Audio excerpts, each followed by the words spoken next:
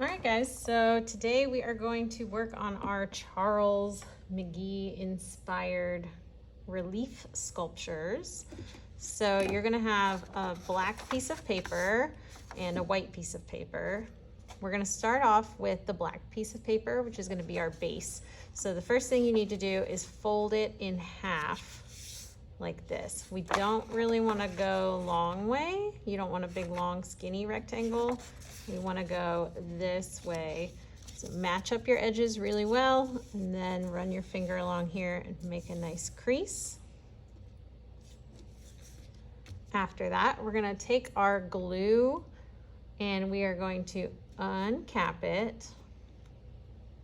When you first open it, it's going to be very drippy. So make sure you wipe it on the inside of the lip. Please don't wipe it on the outside because then it'll get stuck and we won't be able to open it anymore. So open your paper up. We're gonna just make a little line. You can re-dip if you need to. We're gonna go around the edges. We don't need to color the whole inside with glue. As long as we get the edges, the rest is not going anywhere. Then close it up and give it a little massage.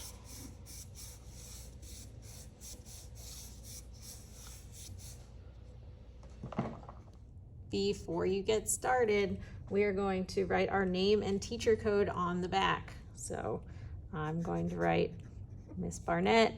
You write your name. Please do not write Miss Barnett. That does not help me find you when I go to give it back. Then we're going to write a teacher code. So that's usually going to be a letter and a number. For kindergarten, it's going to be 2 letters.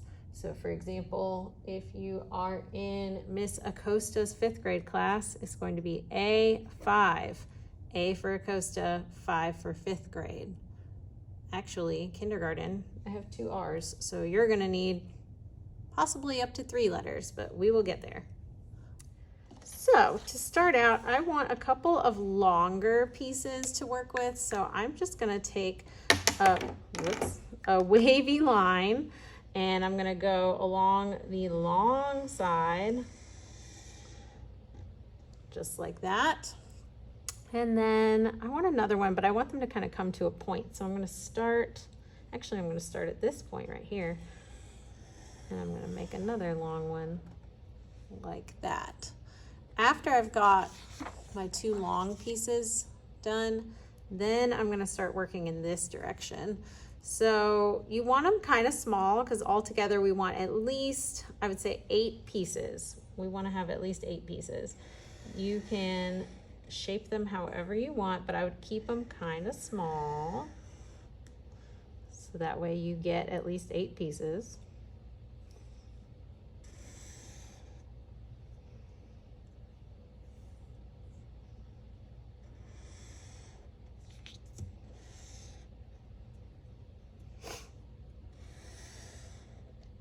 So I have 1, 2, 3, 4, 5, 6, 7, 8 already, but this one's way too big. So I'm gonna go ahead and split that one up a couple times.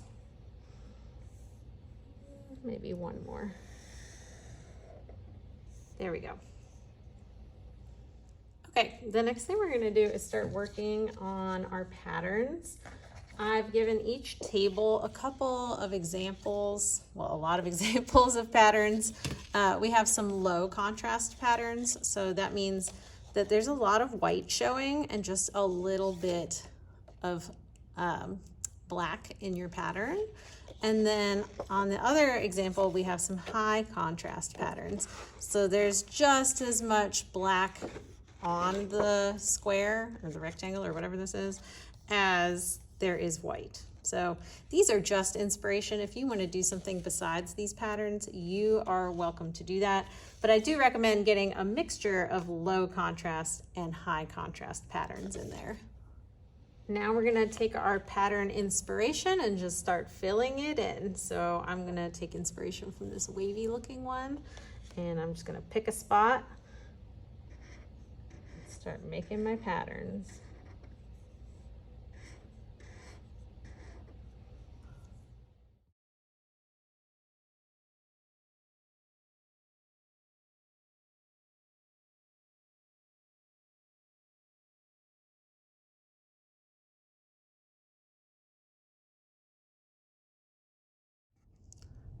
All right, continuing on, we are going to grab a pair of scissors, making sure that we are holding them correctly.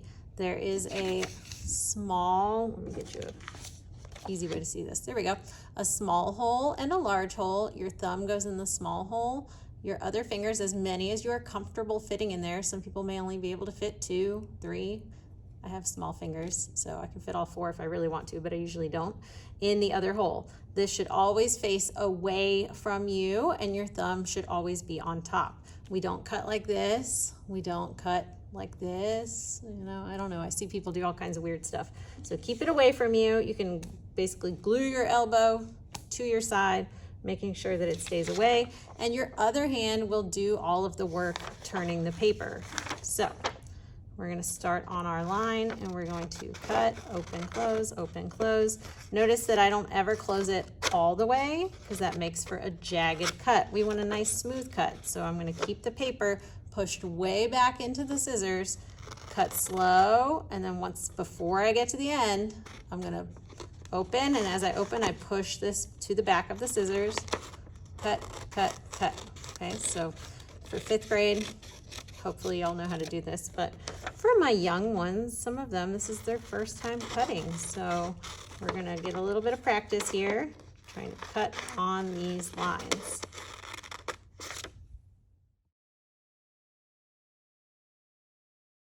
All right, once we have all of our pieces cut out, we're gonna get our background paper again. And the first thing I wanna do is pick out a couple to just kinda glue to the base. Let me see. I think I'll go with these 2.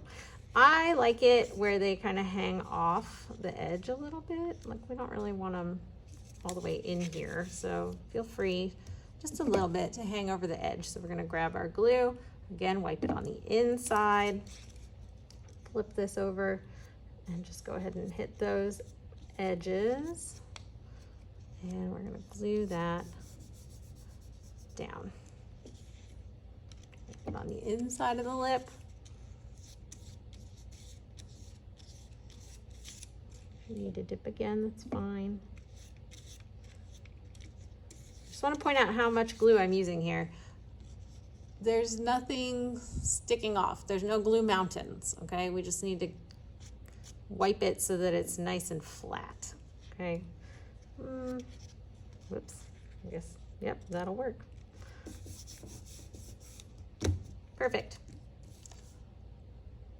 Once we have those down, then we're going to start making our other pieces a little more 3D.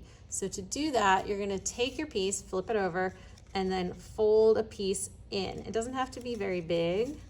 You just need a little bit of room to put the glue on. Okay, so this becomes kind of like a little foot for your piece to stand on. So add a little glue to the foot. Sorry, paper, sure that tickles. And then you can glue the feet down and it'll stand up. Just hold it there for a second. Can y'all see that?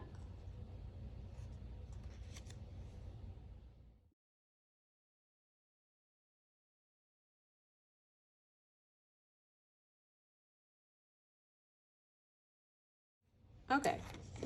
I don't know if you noticed this, but I left both of my big pieces out in the beginning because I wanted to get the little ones down first, because these are longer, so they're able to kind of weave in and out if you want to do that. So like if you want it to kind of go over and under the other ones, that's possible. See, this one's so big that it kind of hides all this other cool stuff going on, so I don't know if I want that to go there.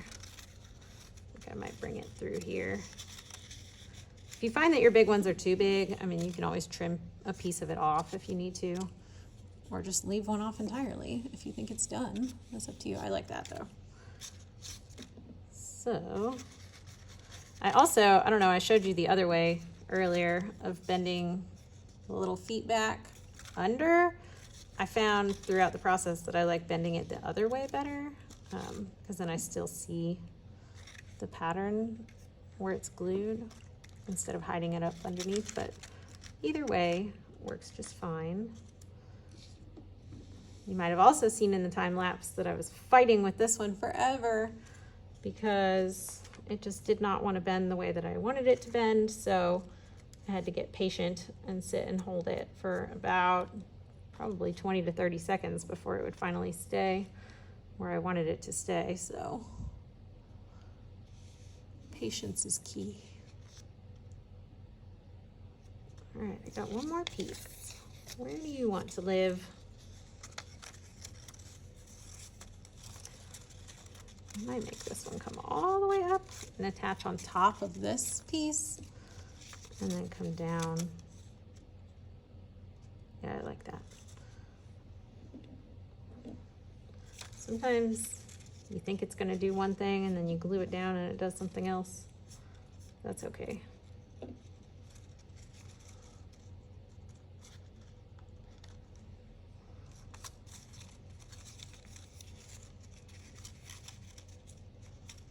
Oh, I like that. Okay.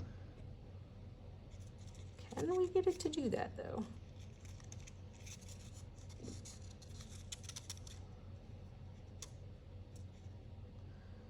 Three, 4, 5, 6, 7, 8, 9, 10. Yeah, I love it. Can't wait to see what you guys make.